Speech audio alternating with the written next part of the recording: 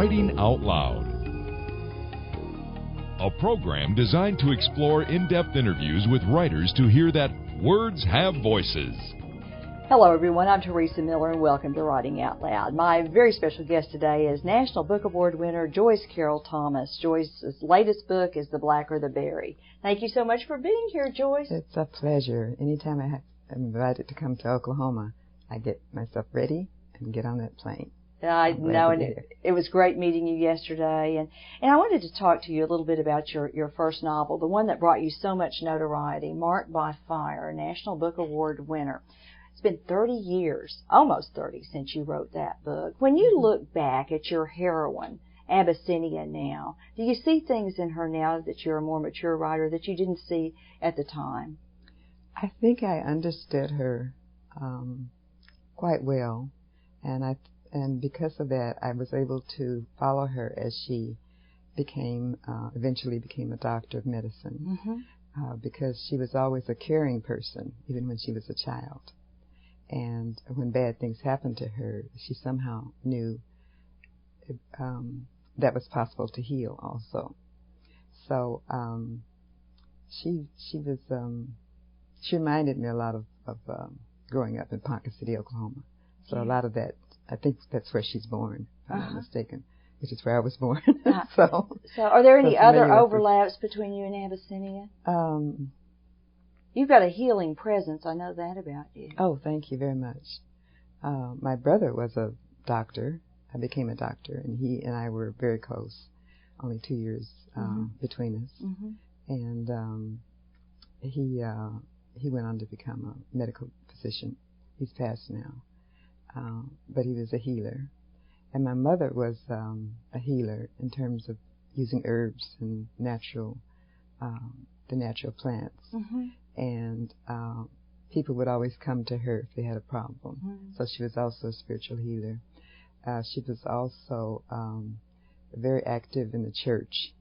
And I remember as a child getting tired of having to go to church and falling asleep in the back. And if somebody was being saved, which she was a sanctified church, they would tarry all night if necessary. And so I thought, when I get to be an adult, when I get to be on my own, I'll never go to church again. I've had enough of church to last me. Of course, now I do. But I think about that. When we're a child, we think one way, and when we're older, we think other ways. Absolutely. So there was that sense of a healing presence, healing of the spirit, healing of the body. Abyssinia has the gift of song, and that's almost taken away from her when she's physically assaulted. How hard was it for you to write that scene when this innocent young woman is ravaged by someone that she's trusted? It was hard, but it was also based on I attended Attica School, which is right across the road, can't even say street, from where we lived, and one of the girls was assaulted, and she couldn't speak for a long, long time, and it bothered me very, very much. And so I was thinking about her when I wrote that. Of course, it's not her, but I was thinking about her and how I felt and how she must have felt. And I don't quite understand how another human being could do that to another one, but there is evil in the world. Oh, absolutely, and I think you confront it very delicately. In fact, even before we went on camera, I was saying so many writers would exploit that kind of scene, but you don't. And I wanted to get you to read from your book, and we'll start right there. Okay, I'll put on my glasses. Yes, I've got to wear my glasses too. Yeah. Those are nice, pretty new glasses too, you were telling me. Yeah, because I can't see when I can't see to read, I know it's time for glasses. It's right down here. It's right here. Right here. She was too scared to scream. She fainted several times. Soon she heard thunder, but there was no storm. She saw a pansy wither, but there was only hay surrounding her. She heard the raw cry of birds and felt the sky rain down mud. Suddenly the sun went out and called lightning bugs forth. On their wings flew death, fluorescent and green. Death touched her body, changed his mind, and flew away. That's such a beautiful, beautiful passage. There's no shouting there. There's no screaming out from you as a writer of the outrage. Why did you decide not to be more forceful in that and to use this beauty of language to address it? I'm not quite sure. I just felt she as a character would be so shaken that she wouldn't know how to respond. And so she sort of went inside herself, and she could hear and see life was still going on, even though she had faced and had suffered this awful experience, which would have turned, I think, some people into cursing God or cursing whatever they believed in before. And she did get the gift of song back. Yes, she did. And in fact, there's been a musical adaptation of Marked by Fire called Abyssinia. How closely involved were you with the musical? Well, I was, I didn't know, when it first happened, I didn't know it was going to happen. I mean, these two writers flew out from New York to talk with me, and I didn't know what they wanted. And in fact, one of them called me at my work. I was teaching at San Jose State reading, and he called and he said he wanted to come to me, and I said, okay. He was going to fly out, and I said, what day? And I said, yeah, I'll be home that day. So he flew out, and when he came in, he just sat down at the piano and started playing these songs from Abyssinia, and I was shocked, and and I said, well, why did you do that? And he said, well, I was just moved by it, and I didn't have your permission, but I went ahead and did it anyway. He said, I didn't call your agent anything, I just did it.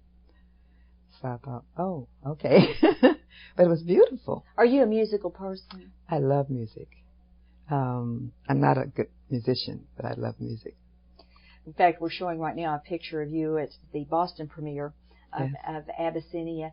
And I was going to ask you about one of the songs in the musical, Honey and Lemon, which is my personal favorite. Do those lyrics, do those concepts of honey and lemon work together a lot in your life, don't they? Yeah, it's true, and it probably is true for most people's lives, that honey and lemon, the words honey and lemon are stirring my cup.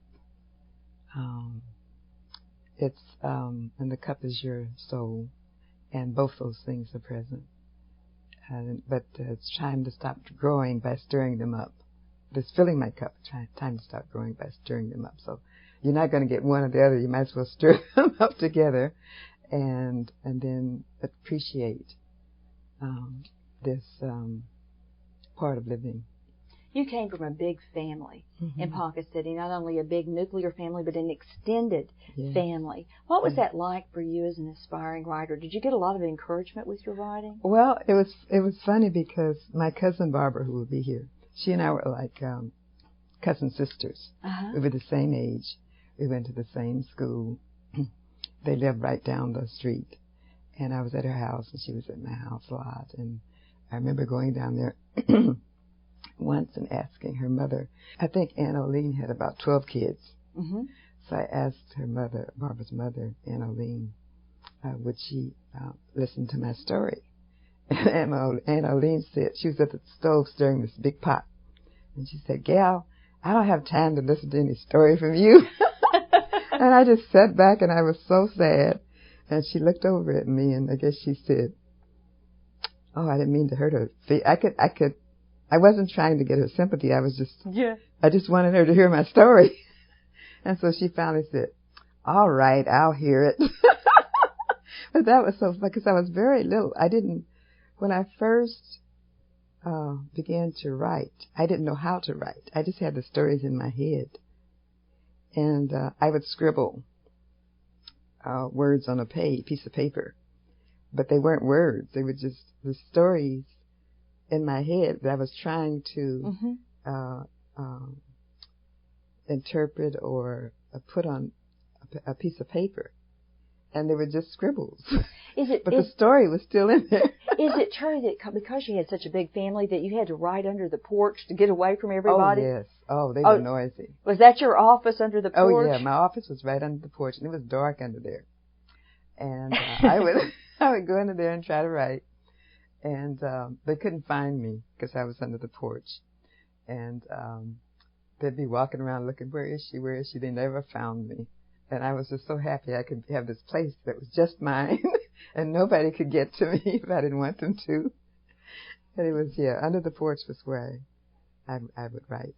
You've written a beautiful extended poem, I've Heard of a Land, which is about Oklahoma. Yes. You've traveled all over the world. We're showing a picture of you right now in Nigeria. What is it about Oklahoma that keeps calling your heart back home?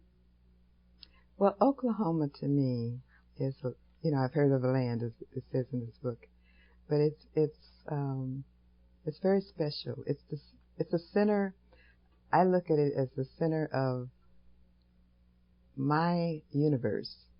It's the center of the country. It's right in the middle, and it's the center of the universe. And so it's where my center is, where I'm centered. So when I write a book, the first thing I think about is getting centered. So getting centered is going back to Oklahoma, either physically or emotionally or mentally.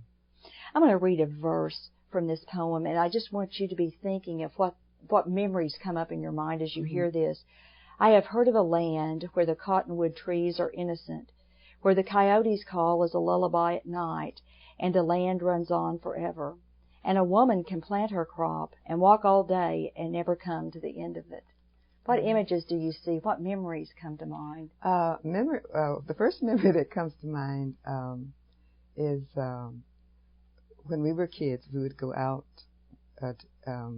We'd have to. How can I say it? We'd have to miss school. My cousin Barbara knows this too. We'd have to miss school and go out to the cotton fields, which were way out of the city, and pick cotton. And I could see those crops going. It seemed to me to be forever. And my mother said I was the best cotton picker in the field. Can you imagine a little girl being called the best cotton picker in the field? But it was a job to me. And any time I took on a job, I did the best I could. So I would pick cotton and keep up with people and just be picking, and they would be singing, and I would be listening to the songs as they picked. And I wasn't a good singer, but I could pick cotton. And so they would go and weigh the cotton, and they'd say, look at each other, the women, because it's mainly the women that went to the cotton fields. The fathers stayed home in the city and did whatever work they could, but the women went out to pick cotton to add to the food and everything else, the money that they needed for us to. And you got a subsequent verse. I've heard of a land where the imagination has no fences. So your imagination was free, even as you were working so hard. Even though you were surrounded by love in Ponca City, you encountered prejudice. And I want you to tell us the story behind your beautiful poem, Sisters, and the phrase, the Gold Dust Twins. Well, Sisters, they called us the Gold Dust Twins because we were so dark. Because we were, as you know, many African Americans are different shades. Some they could pass for white, and some do, and they could be what they call high yellow, which was a very light complexion.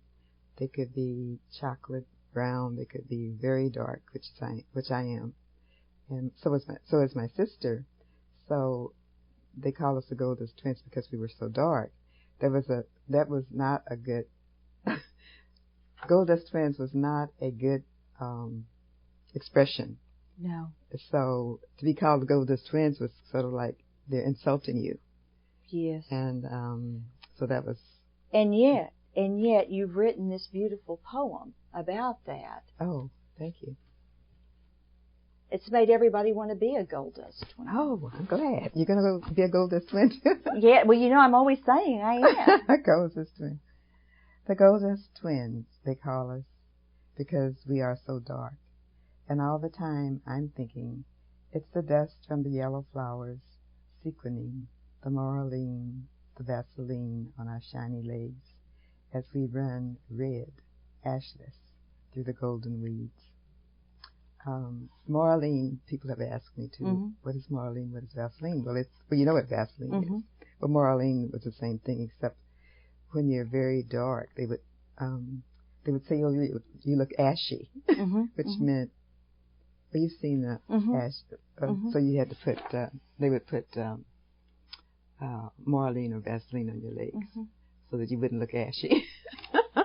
But it's a beautiful poem, and again, you turn it around and make something beautiful out of it. In fact, you've got this marvelous way, Joyce, of taking mean-spiritedness. We saw it in that excerpt you read from Marked by Fire. We see it again in this poem, of taking mean-spiritedness and turning it into something lovely. Is that a gift, or is that something you've had to work on? I think I've always done that, so I don't know if you call that a gift, but I can't live with a lot of ugliness. I mean, I have to do something with it. So what I choose to do with it is to turn it around. And what I found has happened sometimes is when people try to insult me, I'll say, oh, you look so nice today, or I'll find something to compliment them with, and you can see their face change. And then all of a sudden, their spirit seems to get it. I don't need to be mean. I don't need to be whatever. But it's still an awareness that this kind of cruelty can exist there. And I'm going to get you to read another poem. This one, Brown Honey and Broomwheat Tea, which is one of your most famous poems. Oh, yeah. Okay. My mother says, I am brown honey and broomwheat tea. My father calls me the sweet water of his days. Yet they warn, there are those who have brewed a bitter potion for children kissed long by the sun. Therefore, I approach the cup slowly, but first I ask, who has set this table? What a beautiful, beautiful closing line to that poem. The whole poem is just gorgeous. More and more in your career, you have been turning towards poetry aimed at younger adults. Yeah. Why that special focus group? Well, I think young adults are young enough to, they're not rigid, they haven't been taught prejudice, or if they have, it hasn't quite taken yet, I think. And so, when I write for children, I want them to really think, beyond what they might see, in the real world, and to take what message there is with them, put it in their hearts, and keep it, and refer to it, and treat people, in a kind way. And so I think it's because I think kindness ought to start, even with the baby. We're all kind of babies, and so it shouldn't stop after that. It shouldn't stop when they get to school. It shouldn't stop when they get to college, and when they get to the work in the workforce. So it's something that I think all children should have.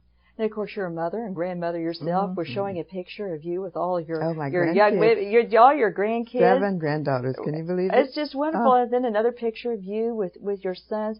And we talk about how hard it is to be a writer these days. But not only were you struggling to become a writer, but raising a family at the same time. How did you balance all of that, Joyce? I don't know. How about that? Three-word answer.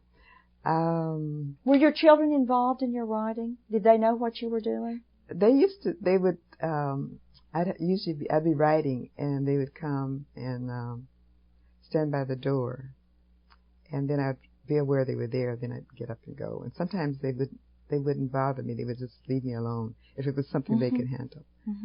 So they were very supportive, because I know kids who would not let their parents write. They wouldn't give them that kind of a space. And not that we had any big space. It was just a space to write. You could just sit in a chair and write, or sit and watch them while you write, or whatever. So they were very, very supportive, and still are. My son Greg drove me to the airport. Oh, well, I know. Yeah. And it's wonderful, the relationship you have with them and with your grandchildren. Yes. As we noted at the top of the show, your latest book is The Black or the Berry, and you had this long time association with your illustrator, Floyd Cooper. What makes you such a good creative team?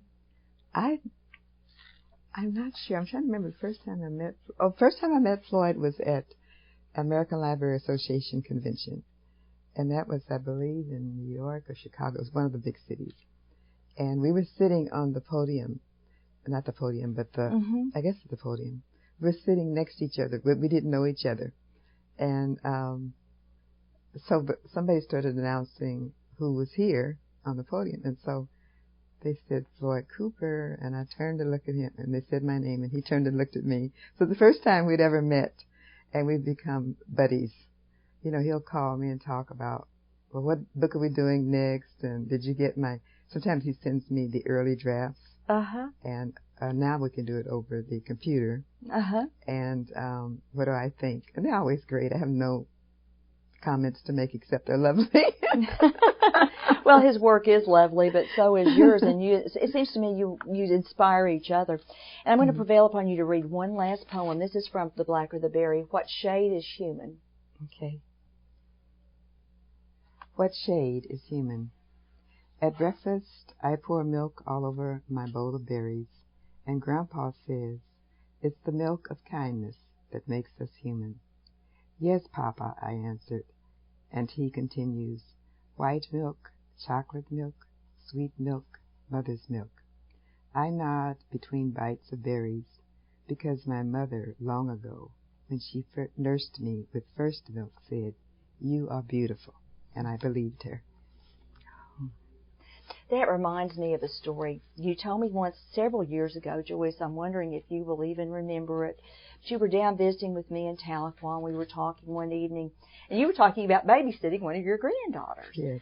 And your daughter was breastfeeding her, and your daughter was a little late getting there. Yes. And one of your neighbors, who was white, came over and breastfed your granddaughter. That's true, yes. And you wrote this wonderful story about it. Now, this was several years ago.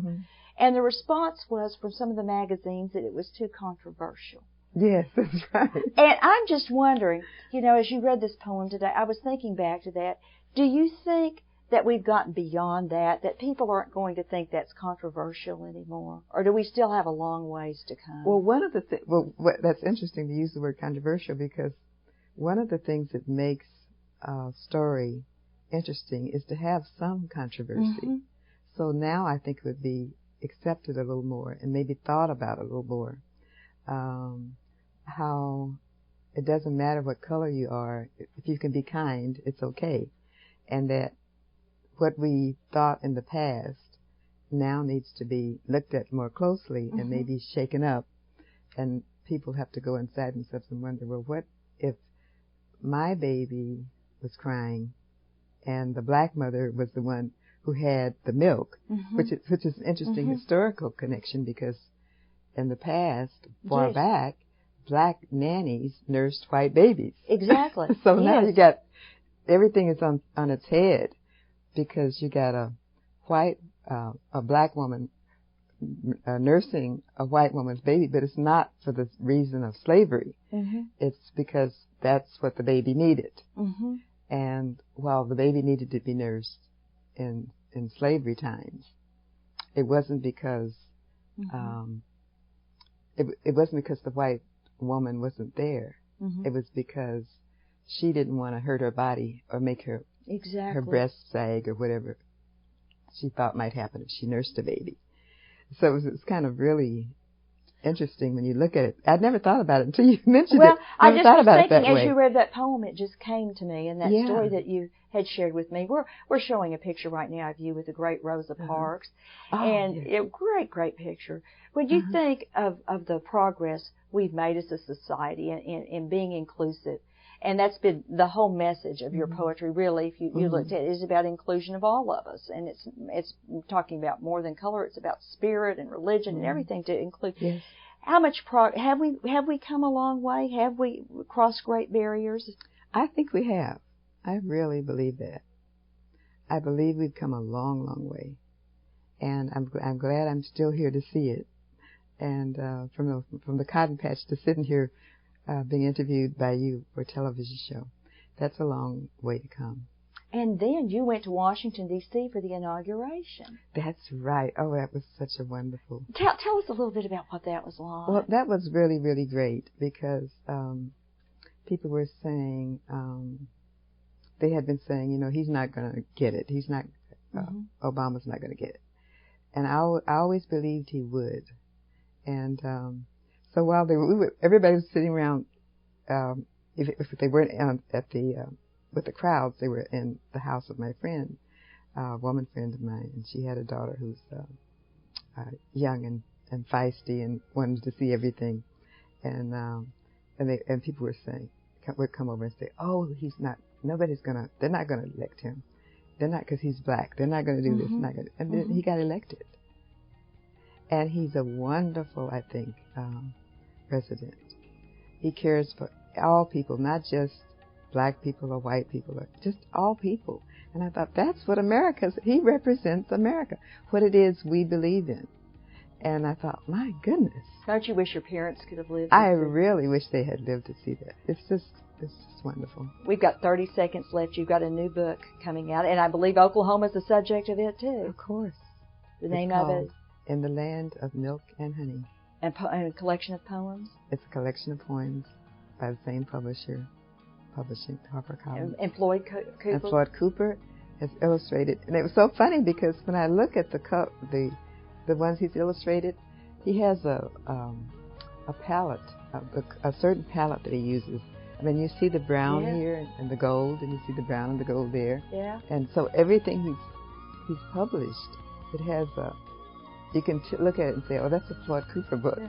And a Joyce Carol Thomas book. Oh, thank you, yes. Thank you so much, Joyce, for being here. And thank all of you for joining us on Writing Out Loud.